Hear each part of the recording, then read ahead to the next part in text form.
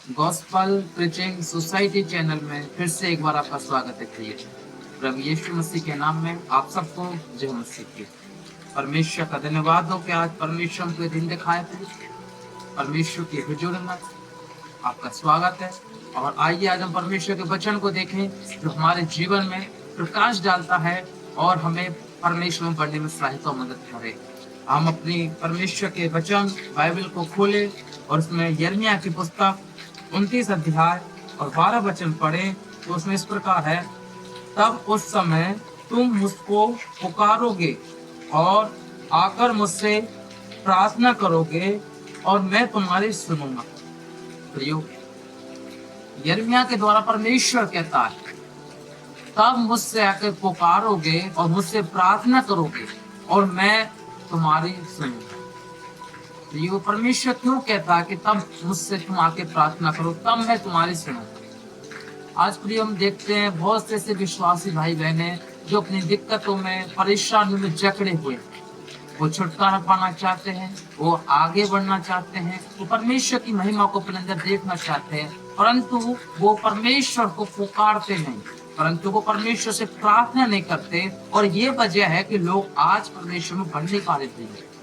हम जानते हैं परमेश्वर का दास एलिया, परमेश्वर का दास एलिया जो था वो उसने कहा, उस अहाब राजा से कहा, मैं जो परमेश्वर के साथ उपस्थित रहता हूँ, उस परमेश्वर के नाम से कहता हूँ, इस राज्य में 3 साल बरसात नहीं होगी, 3.5 साल।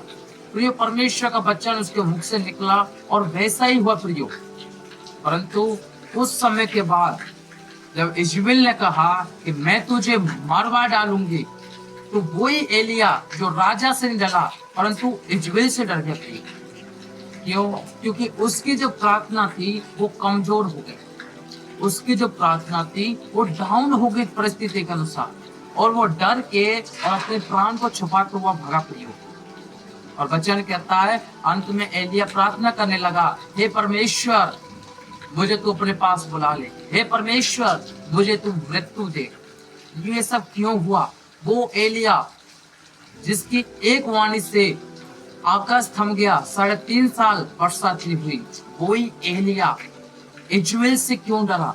क्योंकि वो परमेश्वर की उपस्थिति में रहना, परमेश्वर की उपस्थिति में रहना, परमेश्वर से प्रार्थना करना, दुआ करना उसने कम कर देती है। और यही एक कारण था, वो कमजोर हो गया। जब उसकी प्रार्थना डाउन हुई, वो परमेश्वर की उपस्थिति में जाना कम किया उसने, तो वो कमजोर हो गया। अब ये कमजोर शारीरिक नहीं परंतु ये आत्मिक कमजोरी है। तो जब आपके अंदर आत्मिक कमजोरी आओगी, आपके अंदर आत्मिक कमजोरी आएगी, तो आप बीमारियों से डरोगे, आप कमजोरी से डरोगे, आप शैतान के हर अटैक से डरोगे जो आपकी लाइफ में होने वाला होगा और जो हो रहा है। परंतु आप जब परमेश्वर की उपस्थिति में निरंतर रहोगे, आप जब परमेश्वर से प्रार्थना निरंतर करोगे, तो प्रिय परमेश्वर वचन कहता है मत्ती रचित सुसमाचार 24 अध्याय, मत्ती रचित सुसमाचार 26 अध्याय, और वचन कहता है निरंतर प्रार्थना में जागते रहो और प्रार्थना करते रहो ताकि तुम परीक्षा में ना पड़ो। मत्ती 26:41 में परमेश्वर क्यों कहता है कि जागते रहो, प्रार्थना करते रहो ताकि तुम परीक्षा में ना पड़ो? मतलब ये परीक्षा हमारे जीवन में आएंगी, दिक्कतें हमारे जीवन में आएंगी, लेकिन प्रार्थना वो हथियार है। प्रार्थना एक तरीके की वो नाव है जो हमें परीक्षा के सागर से, परीक्षा के नदी से हमें बाहर निकाल के प्रभु यीशु के साथ खड़ा करेगी और उसके जैसा मजबूत करके। आज हम देखते हैं हर एक अपने विश्वास की लड़ाई लड़ रहा है, हर एक दिक्कतों से लड़ रहा है, बीमारियों से जूझ रहा है, परेशानी में अकड़ा हुआ है, और वो प्रार्थना नहीं करते। अब उन्होंने अपना विश्वास लोगों पर जता रखा है। यदि किसी भाई पे कर्जा आया, यदि किसी बहन पे दिक्कतें आई, कोई मुसीबत आई, तो परमेश्वर को छोड़ के पहले वो अपनों को याद करता है कि हाँ वो मुझे पैसे दे सकता है, हाँ वो मेरी मदद कर सकता है, हाँ वो उसकी जानकारी इतने लोगों से है। परंतु जो हमारा परमेश्वर जो सब कुछ बनाने वाला है, उसके पास हम जाना छोड़ देते हैं और उस परमेश्वर को हम आखिरी में याद करते हैं, और वो ही परमेश्वर हमें उस परीक्षा से निकालता है।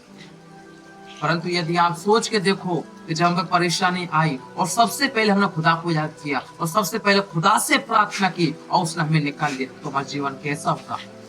आज के लोग परमेश्वर को लास्ट में याद करते हैं। जब कहीं से बात नहीं बनती तब परमेश्वर के पास आते हैं, तब परमेश्वर कहता है यहाँ, तब उस समय तुम उसे पुकारोगे और आकर प्रार्थना करोगे और मैं तुम्हारी सुनूंगा। जब सब दिक्कतों से हम जूझ लेंगे, जब सब लोगों के द्वार बंद हो जाएंगे, जब दिक्कत परेशान हम पर टूट पड़ेंगे, जब हम सोचेंगे अब कोई नहीं, तब हम परमेश्वर का द्वार खटखटाते हैं। और प्रियो, परमेश्वर वचन कहता है तब मैं तुम्हारी सुनूंगा। हालेलुया प्रियो, आप उससे निरंतर प्रार्थना करें। आप दिक्कत आए नहीं आए, खुदा से प्रार्थना करें। वचन कहता है विपत्ति तुम पर आएंगे लेकिन तुम पर स्थिर नहीं रहेंगे। प्रियो, आज आप पे बीमारी हो सकती है, परेशानी में आप हो सकते हो, कर्जे में आप जकड़े हो सकते हो। प्रियो, मेरा यकीन मानो, खुदा के सामने जाओ, अपने घुटने टिकाओ और खुदा आप उससे निकालेगा। दानियल की पुस्तक उसका 6:10 कहता है, जब फतवा जारी हुआ, दानियल नबी जब परमेश्वर से प्रार्थना करता था तो एक फतवा जारी हुआ कि जो कोई यहोवा से प्रार्थना करेगा उसे शेरों की मांग में डाल दिया जाएगा। दानियल को सब कुछ पता था कि ऐसा ऐसा राजा ने हुक्म दिया, फिर भी वचन कहता है वो रोज की रीति के अनुसार अपने कोठरी का द्वार यरूशलेम के लिए खोला और घुटने टेक के पुरानी रीति के अनुसार प्रार्थना करने लगा। प्रिय, दानियल को पता था मैं प्रार्थना करूंगा तो लोग मुझे सिंहों की मांग में डालेंगे, फिर भी वो प्रार्थना करता रहा और वचन कहता है उसे शेरों की मांग में डाला गया। लेकिन वचन कहता है प्रियो, परमेश्वर ने शेरों का मुंह बंद कर दिया। आप प्रार्थना में विश्वास योग्य बने रहो। आपके दिक्कत आएंगे, खुदा उस दिक्कतों से आपको निकालेगा। शद्रक मेशक और अबेदनगो को परमेश्वर ने उस आग की भट्टी से निकाला कि वो प्रार्थना में मजबूत थे, अपने खुदा के सामने मजबूताई से वो टिके थे। प्रिय, यदि आप मजबूताई से टिके रहो और हर परेशानी में खुदा से प्रार्थना करो, दिक्कत आए खुदा से प्रार्थना करो, नहीं आए खुदा का धन्यवाद करो। दिक्कत ऐसे खुदा से प्रभु हमें परीक्षा से निकाल, क्योंकि जब चेले नाव में फंस गए थे तो वो प्रभु से कह रहे थे हे प्रभु जा, और हम नाश हुए जाते हैं। प्रभु ने उन्हें शांत किया और उन्हें बचाया था। वही परमेश्वर हमारा है, वही परमेश्वर हमारे जीवन में काम करता है, वही हमारा परमेश्वर है। जो परमेश्वर पतरस को पानी पे चला सकता है, वो परमेश्वर समुद्र को लाल समुद्र को भाग कर सकता है, वो परमेश्वर जो मूसा की एक लाठी के द्वारा चट्टान से पानी निकाल सकता है, वो परमेश्वर 5 रोटी 2 मछलियों से 5,000 को खाना खिला सकता है। वो परमेश्वर आपके लिए प्रार्थना से क्या नहीं कर सकता? क्या वो आपकी बीमारियों को चंगा नहीं कर सकता? क्या वो दिक्कत उसने निकाल सकता? क्या वो काम धंधा नहीं दे सकता? प्रिय, वो सब कुछ दे सकता है। और दिक्कत हमारी ये है कि हमने अपनी जड़ काट दी अंदर से। हमने हमारी जड़ जो परमेश्वर में है प्रार्थना की, वो अंदर से खोखली कर दी। प्रियो, हम परमेश्वर को सबसे आखिरी में याद करते हैं जहां हमें उसे पहले जरूरत याद करने की। फिर बोलते हैं परमेश्वर सुनता नहीं, हमारे जीवन में कर्जा है, हमारे जीवन में हमारे पति जो है नशे करते हैं, हमारे बच्चे हमारी बातों को नहीं सुनते। कैसे सुनेगा प्रियो? आप उससे लास्ट में पुकार रहे हो, फिर वो आपको सुनता है। उसे सबसे पहले अपने पास रखो, उससे पहले बातें करना सीखो, मौजूदा उसके उपस्थिति में रहो, प्रार्थना में निरंतर लगे रहो, जिससे तुम परीक्षा में ना पड़ो। प्रियो, प्रभु ने कहा उन्होंने मुझे सताया वो तुम्हें भी सताएंगे। मतलब परीक्षा हमारे जीवन में आएंगे, दिक्कत हमारे जीवन में आएंगे, परंतु हमारे जीवन स्थिर नहीं रहेंगे। आज आप देखिए अपने आप को, क्या परेशानी में प्रभु को याद करते हैं? यहाँ पर आपकी दिक्कत आती है, कर्जा आता है, सताव आता है, लोगों के ताने आपको पड़ते हैं, तो आप परमेश्वर को याद करते हो क्या? परमेश्वर को पुकारते हो क्या? आप ऐसा करो, परमेश्वर को पुकारो हर समय, क्योंकि लोग आपका साथ नहीं देंगे। वचन कहता है लोग तुम्हें छोड़ देंगे लेकिन मैं तुम्हें कभी नहीं छोड़ूंगा, ना कभी त्यागूंगा। लोग आपको एक ऐन वक्त पे छोड़ सकते हैं, धोखा दे सकते हैं, लेकिन परमेश्वर से दुआ करो, परमेश्वर के निकट जाओ, वो आपको कभी छोड़ेगा नहीं, कभी धोखा नहीं देगा। प्रियो, आपके जीवन को उत्तम रीति से आगे बढ़ा के देगा। उस परमेश्वर जो धरती और आकाश को बनाने वाले खुदा, जो कहता है स्वर्ग मेरे सिंहासन और पृथ्वी मेरे पैरों तले चौकी है, वो इस विराट परमेश्वर को पुकार के देखो अपने जीवन में। वो आपके जीवन में कैसी महिमा में काम करता है, वो कैसे आपको आगे बढ़ाता है, वो कैसे आपके जीवन समस्या को खत्म करता है, वो कैसे आपको रुके हुए काम वो खोलता है, वो कैसे आपकी सेवा में आशीष देता है, वो कैसे आपके बच्चों को जीवन दिमाग को चेंज करता है, वो कैसे आपके परिवार को विश्वास में लाता है।